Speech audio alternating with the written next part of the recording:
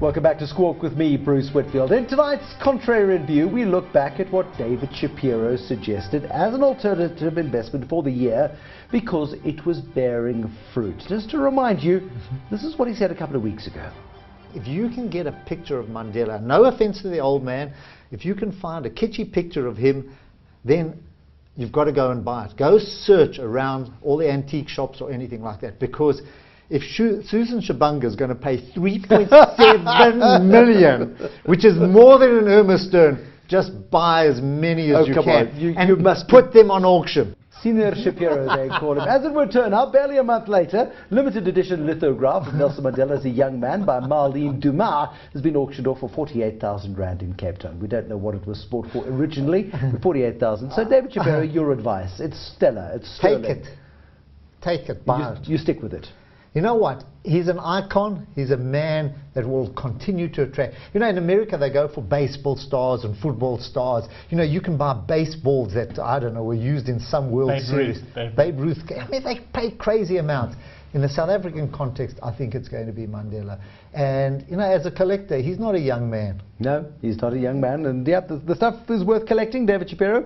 We'll go with that. Let's take a contrarian view on next week's budget, shall we? Because, of course, budget 2013, every year the budget gets harder. The pool of cash upon which the finance minister can draw gets smaller and smaller and smaller. And the need gets bigger and bigger and bigger. Give me a view of just how scared wealthy people watching this program tonight should be, Sasha.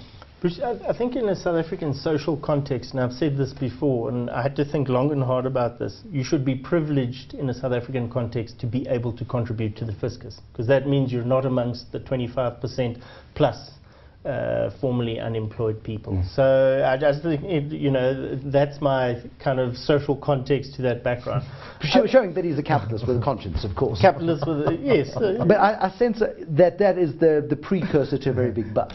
Yes, but I think in terms of getting democracy to work properly, and I say this again in South Africa where the tax base is pretty small, it has to hurt more people in their back pocket, so that ultimately that leads to some sort of legitimacy of government, that everyone can view it that way, because nothing quite changes your view on life if you're getting hurt in your back pocket. Absolutely. Or if you're hungry. Those are the two opposite sides of the same coin. I'll put it less eloquently. Okay. Is that if they raise taxes, they're going to turn that little pot into basically crooks. People will pay up to a certain level after that amount. But I think there's probably a scientific calculation somewhere. They will make all kinds of ways not to pay tax. You know, you can't. People will pay, number one, believing they're going to get something in return.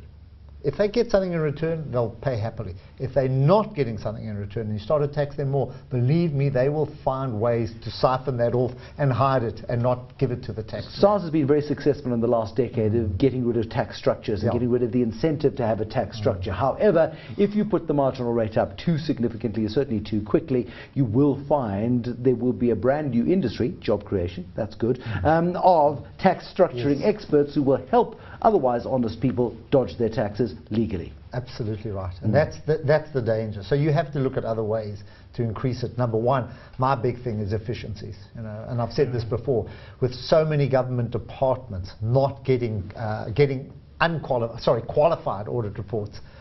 There's got to be huge amounts of money that can be saved by simply keeping proper books and records. Well, hopefully Prime Gordon is watching, but we'll know on Wednesday next week as to just how hard you are going to be hit on everything from the petrol prices to toll roads to the marginal tax rate. But I don't think there's going to be any significant change, of course, not until next year, because we've still got a tax commission, as was announced in the State of the Nation address. The last big tax commission was the CATS Commission 15 years ago, in which there was an overhaul of the South African tax system. I suspect we're headed that way once again.